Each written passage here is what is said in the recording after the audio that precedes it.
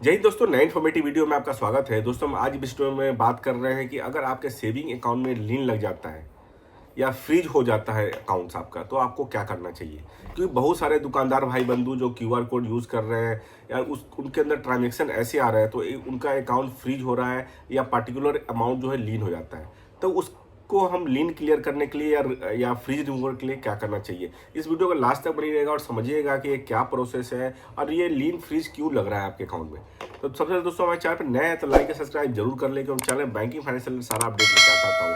हमारे चैनल पे आरबीआई और बैंकों से रिलेटेड जितने अपडेट्स होते हैं वो वीडियो के तौर पे देखने को मिलता है। चलिए वीडियो को स्टार्ट करते हैं। दोस्तों, इस वीडियो में बात कर रहे हैं कि आज की डेट में जब से डिजिटल ट्रांजेक्शन पे फोकस हुआ है, उसके बाद क्या है, बहुत लोग परेशान हैं आज के डेट में। क्योंकि आए दिन लोगों के अकाउंट लीन लग जाते हैं, आए दिन अकाउंट फ्रीज हो जा रहे हैं। तो इसके अंदर में कंसर्न बहुत ज़्यादा ही हो चुका है मार्केट में कंसर्न ये है कि लोगों के अकाउंट लीन हो गए और ट्रांजैक्शन जो पैसे थे वो एक पैसा यूज नहीं कर पा रहे हैं। तो ये क्यों हो रहा है, इसके पीछे रीजन क्या है कि आज की डेट में बहुत सारे साइबर फ्रॉड हो रहे हैं। बहुत साइबर फ्रॉड के वजह से आपके अकाउंट में लीन लग रहा है। ज़्यादातर ये दुकानदार भाई बंधुओं के अकाउंट में लगते हैं। दुकानदार भाई बंधु क्या करते हैं, क्यूआर कोड से पेमेंट ले रहे हैं अपने अपने सेविंग अकाउंट में। वो पेमेंट लेने के बाद क्या होता है कि मान लीजिए कि कोई बंदा कहीं से फ्रॉड करके आ रहा है, वो फ्रॉड के पैसे से आपके अकाउंट से, आपके शॉप से कुछ ना कुछ परचेज कर लेता है। फिर वो जो अमाउंट है वो कहीं ना कहीं से फ्रॉड के थ्रू आता है। अगर वहाँ अगर साइबर रिपोर्ट हो जाता है तो फिर वो आपका अकाउंट लीन जाता है। आपकी कोई गलती नहीं है, लेकिन आपका अकाउंट लीन हो रहा है, पार्टिकुलर अकाउंट।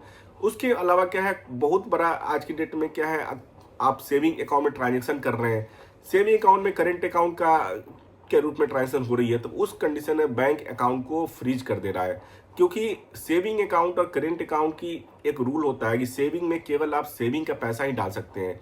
करेंट अकाउंट में आप ट्रांजेक्शन कर सकते हैं जितनी मर्जी उतनी।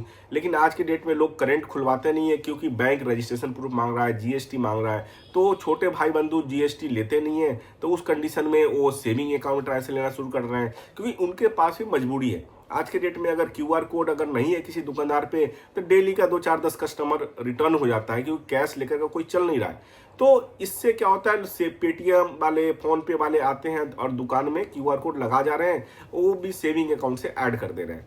तो उस कंडीशन में हमारे दुकानदार भाई बंधु परेशान है कि उनका अकाउंट लीन हो गया, उनका अकाउंट में सेविंग अकाउंट में ज़्यादा ट्रांजेक्शन हो गई तो बैंक ने फ्रीज कर दिया। बहुत सारे अकाउंट्स तो ऐसे हैं बैंकों में कि लीन फ्रीज लगे हुए हैं, लोग बैंक तक जा नहीं रहे।